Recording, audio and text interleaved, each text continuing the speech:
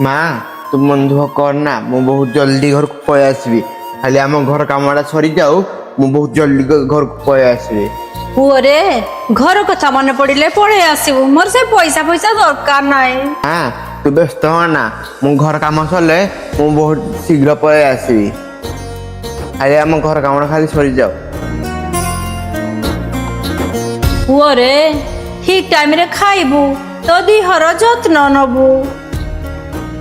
माँ तू व्यस्त होना मु बहुत जल्दी फेरी आसबी।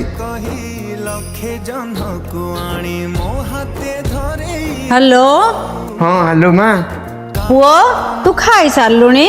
हाँ मु खाई सारलिनी। पुअरे तू खाइनु तू मते मिछ कहूजु।